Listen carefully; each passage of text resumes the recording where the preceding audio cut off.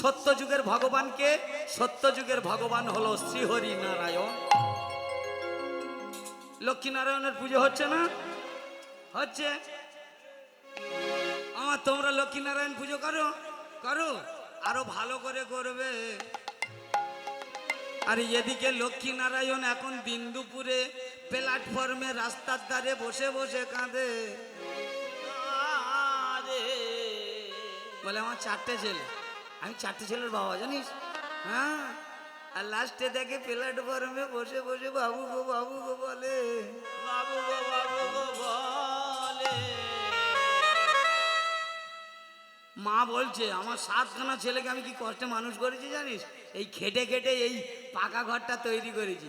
মা নিজে জানে না, লাস্টে ওই সিঁড়ির তলায় ওইখানটায় বসে খা। বৌমারা তখন কত গুঁতো দিচ্ছে, ছেলের উপরে বলছে বুড়িটাকে হটাও না, দেখছো না সবে তো ফুর্তি করেছি, আর এই বাড়িতে যদি এইরকম ঘর ঘর ফেলে, এই ঘরটা কি সব বোনাস হবে বলো দেখিনি? ও মা, 7টা কেন, তুমি 10টা ছেলের মা হও না, ঠোকর যেদিন খাবে সেদিন বুঝতে পারবে যে আগে থেকে সাজিনি কেন, সাজার সময় চলে যাচ্ছে। লক্ষ্মী নারায়ণকে আগে চিনতে হবে। বলছে সত্য যুগে লক্ষ্মী নারায়ণ, সত্য যুগে যদি লক্ষ্মী নারায়ণ হলো, সত্য তো তুমি, সন্তান সত্য, সন্তানের কাছে লক্ষ্মী আর নারায়ণ হলো বাবা আর মা। তাহলে লক্ষ্মী আর নারায়ণ আমাদের ভগবান হলো কি করে?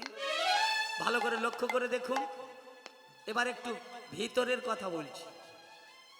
নারায়ণ শব্দের মানে কি? নার যুক্ত অয়ন, নার যুক্ত অয়ন, নার মানে জল, নার মানে জল, আর অয়ন মানে প্রকৃতি, প্রকৃতি মানে লক্ষ্মী। এই জন্য তো নারায়ণ ওই সাগরে শুয়ে আছে। তা আমার বাবারা কি সাগরে শুয়ে নেই? কোথায় শুয়ে আছে? নাগের বিছানায় শুয়ে আছে। কেউ বিষ খাচ্ছে আর কেউ অমৃত খাচ্ছে। যে বিষ পান করছে বুড়ো হনুমানের মতো 40 বছরে, কই দাদা ভালো আছো? এই তো দেখতে পাচ্ছি। হ্যাঁ, তা তুমি যদি অমৃত না খেতে শেখো, বিষ খেলে তো দিনে দিনে মৃত্যু হবে। এই দেহের মধ্যে অমৃত আছে, এই দেহের মধ্যে বিষ আছে। অনেকে বলে মুখেই অমৃত মুখেই বিষ, না, এখানে 7টা নদী আছে। 7টা নদীর মধ্য দিয়ে যদি কোনোদিন দধি দুগ্ধ সাগরে স্নান করতে পারো, নিতাই গৌর হরিবল বলে, সেদিন তুমি অমরত্ব লাভ করবে। সুরা, সর্পি, ইক্ষু, লবণ এসব নদীতে স্নান করে কেউ মুক্তি পাবে না। শেষে নোনার তরি নোনয় খেয়ে নেবে, খেয়ে নেবে। এই জন্যে সত্য তুমি ছিলে, সত্যের ভগবান লক্ষ্মী নারায়ণ। নার মানে জল, অয়ন মানে প্রকৃতি। তোমার বাবা হলো নারায়ণ, মা হলো লক্ষ্মী। কখন লক্ষ্মী নারায়ণের মৃত্যু ঘটল? সামান্য আনন্দের মধ্য দিয়ে নারায়ণের মৃত্যু ঘটল। বুঝতেই পারছেন? নারায়ণের যখন মৃত্যু ঘটল, লক্ষ্মী পাতালে গেল। সব দেহে চলছে। একটু ভাবনা চিন্তা করুন। আমি তো আপনাদের সন্তান। তারপরে এলো কে? রাম। ত্রেতাযুগ। ত্রেতাযুগ কখন এলো আমাদের দেহের মধ্যে? যখন আমাদের মধ্যে 16 বছর বয়স হলো। যে দেহটা তৈরি হয়েছিল, প্রথম দিয়েছিল রস, তারপর দিল রক্ত, তারপর দিল মাংস, তারপর দিল মেদ, তারপর দিল মজ্জা, তারপর দিল হাড়, তারপর দিল হাড্ডি। এই মালগুলো যখন এক এক করে সাজানো হলো, কে সাজালো? ওই লক্ষ্মী আর নারায়ণ। এই জন্যে আজকে ঘরটা সাজানোর পরে সামান্য একটু আনন্দেতে লক্ষ্মী নারায়ণের পতন হলো। ক্লিয়ার বলতে পারবো না, কলা ছাড়িয়ে বিক্রি হয় না, মাছি বসবে। তাহলে ব্যাপারটা কি দাঁড়ালো? এলো ত্রেতা যুগ। ত্রেতা যুগ মানে তোমার পূর্ণ যুবক যুবতীদের বয়স। এই ত্রেতা যুগে কি আছে? রাম, লক্ষ্মণ, ভরত, শত্রুঘ্ন, চারটে ভাই আছে তো। জ্ঞান রূপী রামচন্দ্র, বিবেক রূপী লক্ষ্মণ, বিচার রূপী ভরত আর বৈরাগ্য রূপী শত্রুঘ্ন। এই চার ভাই দেহের মধ্যে এলো। জ্ঞান, বিবেক, বিচার, বৈরাগ্য যখন, কিন্তু নির্ধনে পাইলে ধন ইতি উতি চায়, আর কুৎসিত মেয়ে যৌবন এলে পা দেয় না কারো। যৌবনের জ্বালায় যখন ভেসে যায় তখন একটা নারী একটা পুরুষ খালাখন্দ কিছু মানে না। ক্ষণিকের আনন্দের জন্যে একেবারে ভালোবাসার তরঙ্গের ঢেউ তুলে দেয়। ওটাই হচ্ছে ত্রেতা যুগ। সঙ্গে সঙ্গে বাবা মায়েরা কি করে? ছেলে কিংবা মেয়েকে বিয়ে দিয়ে দেয়। এই শুরু হয়ে গেল ত্রেতা যুগ। আস্তে সত্যের পর ত্রেতা। সত্যটা কি? ব্রহ্মচর্য। যতদিন তোমার শরীরে ব্রহ্মচর্য ছিল, ক্ষয় ছিল না, ততদিন তোমার ভগবান কৃপা করেছে। যেদিন থেকে তুমি 1 থেকে 2 হলে সেদিন থেকে তোমার ক্ষয় হতে শুরু হলো। শূন্য থেকে শুরু আর শূন্যতেই শেষ। সেদিন থেকে শুরু হয়ে গেল খেলা। কোন খেলা শুরু হলো? ওই যে ব্রহ্মচর্যের পরে গার্হস্থ্য। গার্হস্থ্য মানে সংসার। তা হ্যাঁ বাবারা, সংসার জেনে শুনে যদি না করো সংসার ভালো হবে? ও তো কিল ঘুষি ঝগড়া ঝাঁটি লেগে থাকে। তোমাদের এদিকে হয় না? তোমাদের এদিকে মায়েরা খুব ভালো। ওই আমাদের বাসন্তী থানার ওই দিকে খুব ঝগড়া ঝাঁটি হয়। প্রত্যেকটা ঘরে ঘরে শুধু ঝগড়া, জানো? হ্যাঁ, কারণ ব্যাপারটা একটু বুঝে নিতে হবে। তাহলে যখনই চাওয়া পাওয়া এলো একটা নারী পুরুষের, এটা হচ্ছে ত্রেতা যুগ। এটার নাম গার্হস্থ্য। গার্হস্থ্য যুগে তোমার জ্ঞান, বিবেক, বুদ্ধি সব ওই একটা জায়গায় নষ্ট হলো। সেটা কোথায় জানো? কুমোর পাড়ায় গরুর গাড়ি, বোঝাই করা কলসি হাড়ি।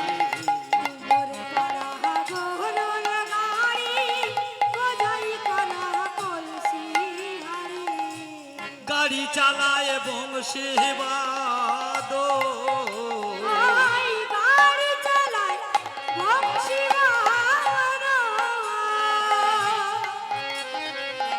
সঙ্গে যে যায় ভাগনে মদ। গাড়ি চালায় বংশী বাদো।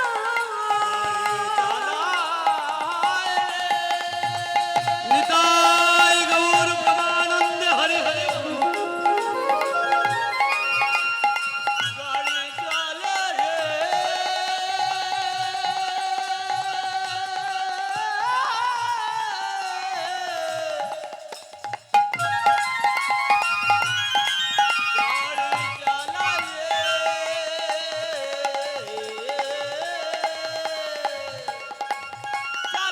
রে,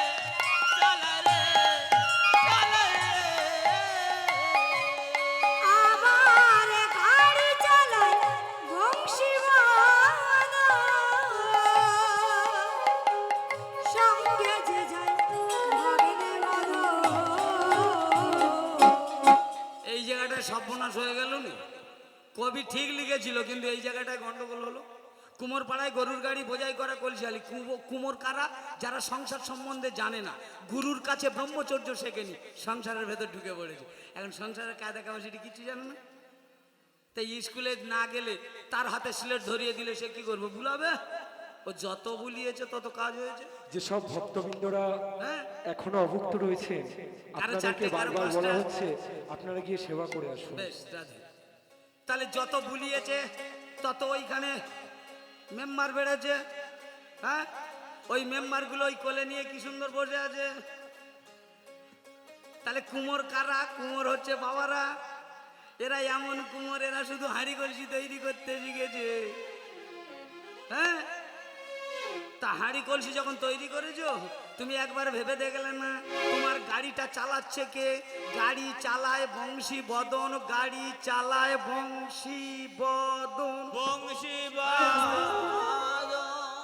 তাহলে ভগবান যদি তোমার গাড়ি চালাবার মেন ড্রাইভার হয়ে থাকে, ভুল পথে যাচ্ছ কেন? সঙ্গে যে যায় ভাগ্নে, ওই যে মদ দন্তেন ধর্ম করবি কি রে? ওই জায়গাটায় তো সাড়ে সব না। ধর্মের সব সমাপ্তি ঘোষণা করে দিল। এই জন্য দেবতারা পর্যন্ত ঠিক থাকতে পারেনি, কারণ এ এত ভালো জিনিস। এই যে মদ দন্তেন, হ্যাঁ, এই জন্য বলছে হাট বসেছে শুক্রবারে বক্সিগঞ্জের পদ্মা পারে। শালা একটা ছোট্ট একটুখানি বাচ্চাদের পড়ার বইতে কি লিখে গেল? কবি কি গাঁজা ভাঁজা খায়? হ্যাঁ, হাট বসে কেন? এই 7টা পারের ভেতর ওই একটা বার বেছে নিল বলো দিন দেখিনি? হ্যাঁ, সোম মঙ্গল বুধ বৃহস্পতি শুক্র শনি রবি, তাহলে 7টা বারের ভেতরে ওই একটা বার হাট বসেছে শুক্রবারে।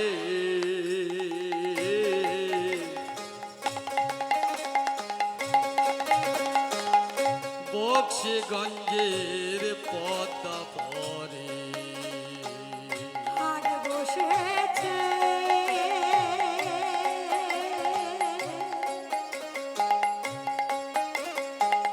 শুক্রবারে,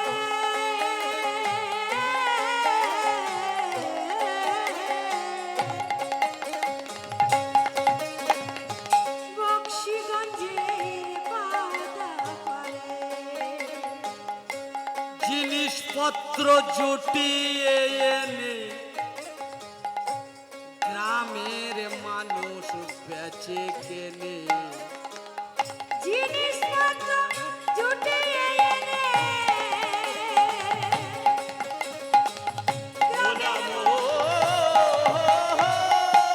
নিতাই গৌর প্রেমানন্দে হরি হরি বল।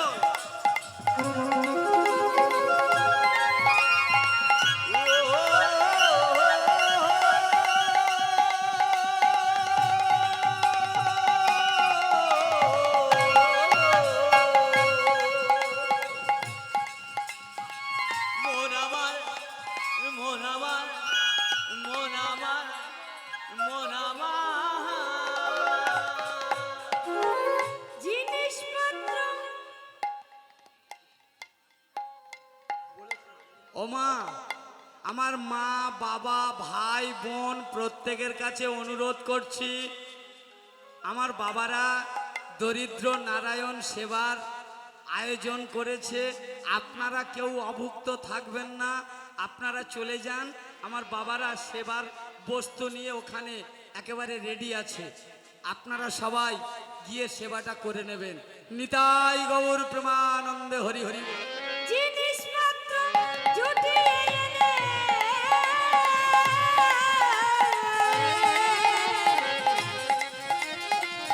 গ্রামের মানুষ বেচে কেনে। এই যে ও বাবারা, হাট বসেছে শুক্রবারে।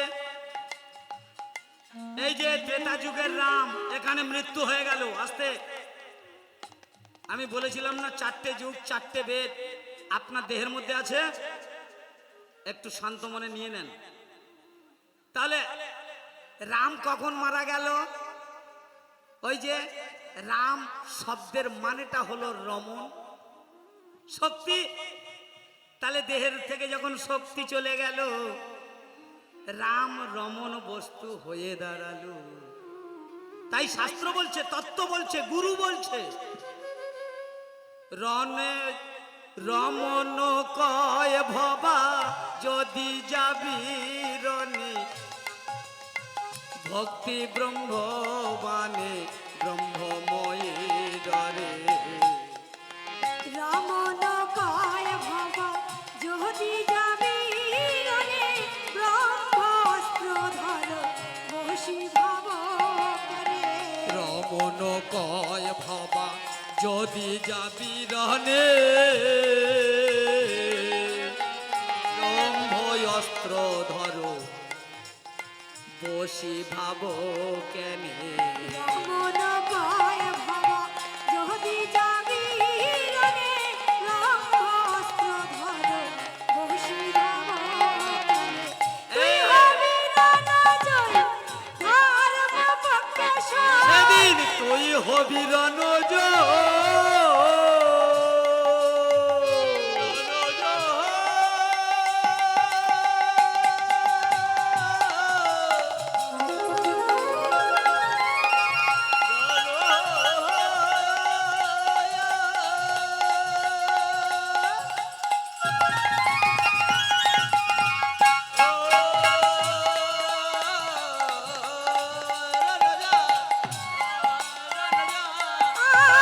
তুই হবি রণজয় ধর্ম পক্ষে সয়। তুই হবি রণজয় ধর্ম পক্ষে সই। শক্তি রেখে শক্তি নারে সাধন। এই যে লাস্টে একটা কথা বলে গেল, শক্তি থাকতে শক্তি নাও গো ভজন করে। দেখেছো সারা গানের ভেতরে একটা আভাস, আর লাস্ট কথাটা বলে গেল, বাঁচার রাস্তা দেখিয়ে দিয়ে গেল। আমরা কেউ বাঁচতে আসিনি, এই জন্যে কোনো দাদুর যদি বলি দাদু কেমন আছো, খুব ভালো আছি দাদু। ও দাদু একটু রামায়ণের গল্প বলো না, বলি উড়িয়ে বাবা সে অনেক ব্যাপার, যেন তেতা যুগের হনুমান বসে আছে। আসল কথা ধর্মের পাশে যায় না তো, বলবে কি করে? আরে বাবা গরান বসে গান করতে গেছি, যে বাসা বাড়িতে আছি সেই বাবাটার বয়স হয়ে গেছে ৮০ থেকে ৮৫, এখনো পর্যন্ত গলায় তুলসীর মালা দেয়। আমি বলছি তার দাদু একটু তুলসীর মালা ঢালা বললে, ধ্যাস, শালা চিটিংবাজ। ও ভগবান চিটিংবাজি করে লোকের মাথায় টুপি পইরে খাচ্ছে, আবার আমার বলছি যে ওই ভগবানের নাম করে। হাট! এক সপ্তাহ হয়নি, আগুন নিয়ে ছেলে খেলা করো না।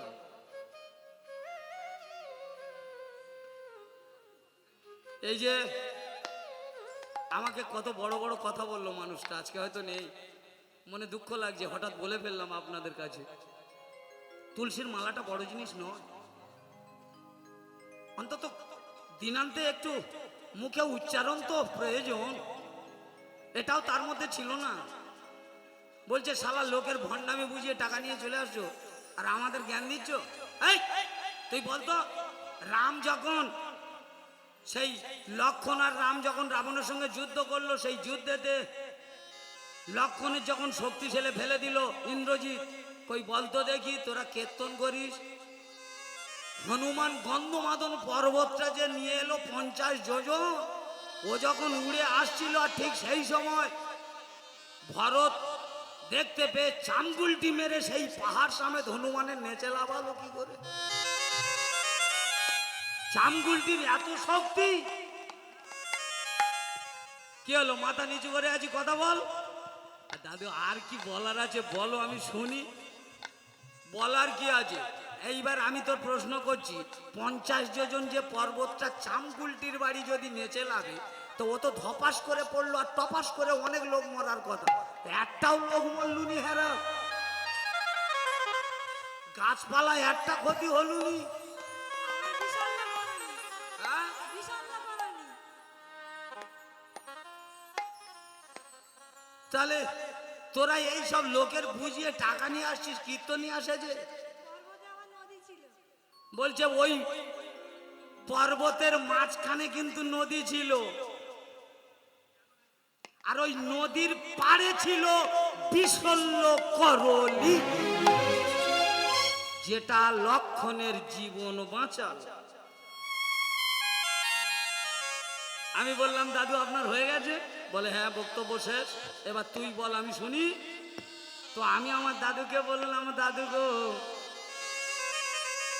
ও দাদু তোমার এখানে গান করতে আমি এখন উঠিনি, তার আগে যদি এত প্রশ্ন হয় গানে উঠলে কতটা হবে? বলে আর করবো না, এখানে উত্তরটা দিয়ে যা, নাহলে শালা গান করতে দেবো না। বাবা বাড়ি ছাড়া অনেক দূর, তা আমার পুঁজি পাঠা যদি এদের না দেয় আমার তো বিপদ। আমি দাদুকে পাশে বসিয়ে বললাম, চা খাও, চা খাও। ও দাদা আগে বলো তো, তুমি প্রথম প্রশ্ন করেছো লক্ষণ শক্তিশালে পড়েছে। শক্তিশাল মানে কি? বলি ই শালা বোঝেন, ইন্দ্রজিৎ বান মেরে ওর শক্তিশাল, বান মেরে। তাহলে ইন্দ্রজিৎটাকে আপনারা ভাবুন, প্রত্যেকে আমার কথাগুলো ভাববেন কিন্তু।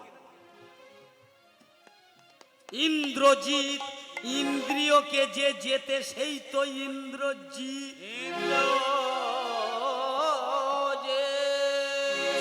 তাহলে ইন্দ্রজিৎ কে মেরেছে? এই ইন্দ্রিয় থেকে বান মেরেছে। কামনারূপ বান, যেই না কামনারূপ বান মেরেছে, সেখান থেকে কি বার হলো সবাই জানে। শুধু লক্ষণের দেহটাকে একেবারে শক্তিশালে আবদ্ধ করেছে। তা ওটা শক্তিশাল নয় তো কি, দুর্বল সেল। ও তুই যুদ্ধে যাবি তীর ছোটাবি, যুদ্ধে যাবি তীর ছোটাবি, তোরা যুদ্ধে যাবি তীর ছোটাবি, যুদ্ধে যাবি তীর ছোটাবি। শেষে মরবি দুবা ব্যাটারে।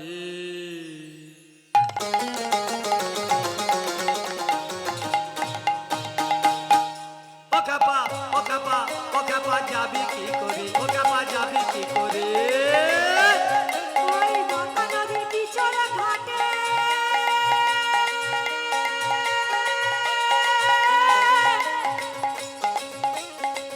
ও খেপা, খেপা রে।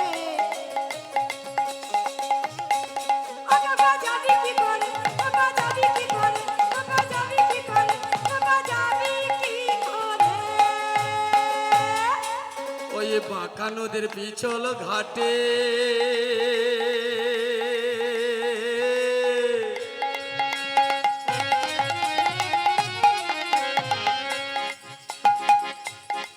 বাঁকা নদীর পিছল ঘাটটা কি?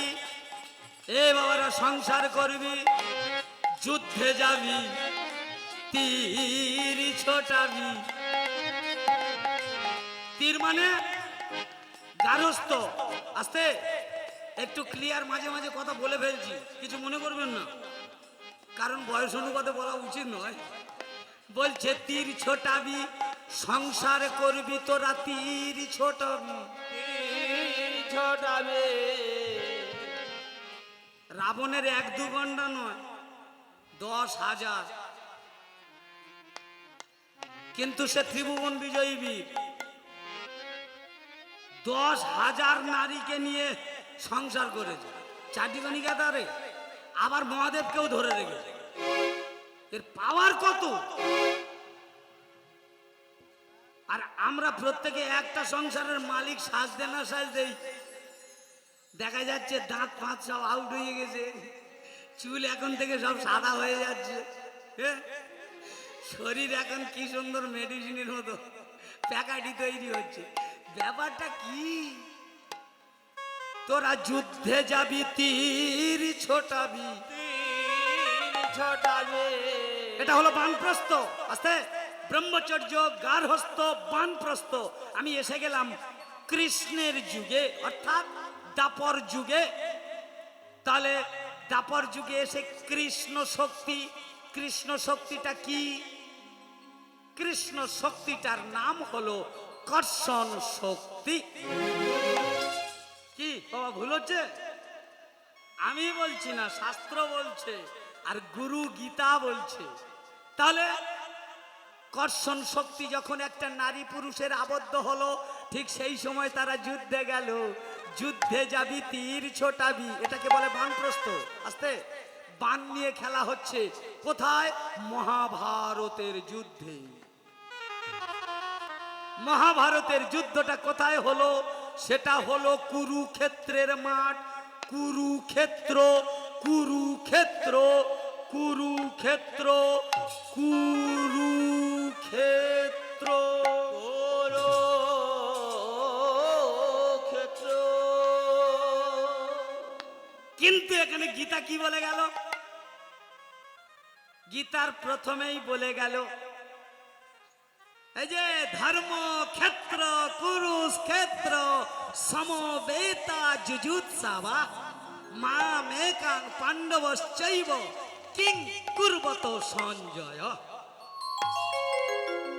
পাতুরে মুখ কোথায় কি ভুলভাল বলছি সোজা করে নিয়ে নেবেন চরণে। তাহলে ধর্মক্ষেত্র কুরুক্ষেত্র সমবেতা যুযুৎসাবা মা মেকাং পাণ্ডবশ্চৈব কিং কুর্বত সঞ্জয়। এটা ওই কুরুক্ষেত্রের মাঠটা যদি ধর্মক্ষেত্র হলো, সেই কুরুক্ষেত্রের মাঠটা কোথায় পাবে? সেই কুরুক্ষেত্রের মাঠটা প্রত্যেকটা দেহের মধ্যে কুরুক্ষেত্র। এই যদি বলো বাবা আমাদের দেহটা এত সাবান সেন শুনো দিয়ে, অনেকে আবার লস কেটে লিপস্টিক মেরে, হ্যাঁ ওই যে আবার ফের সীতা দুল পরে ফেয়ার লাভলি কালো থেকে ফর্সা হয়ে যাচ্ছি, তবু বলছো এটা কুক্ষেত্র। কুক্ষেত্র নয়, ওটা কুরুক্ষেত্র। কুরু কুরু। এই যে চোখ, এই চোখ কোনোদিন খারাপ জিনিসের দিকে যায়? যায় না। এই কান যেখানে দেখবে ভালো ভালো জমি জমার খবর হবে, বাবারা শুনতে চায় না অন্য গল্প। যেই বলবে এই জমিটা বিক্রি হচ্ছে রে, তারপরে কত উঠলো।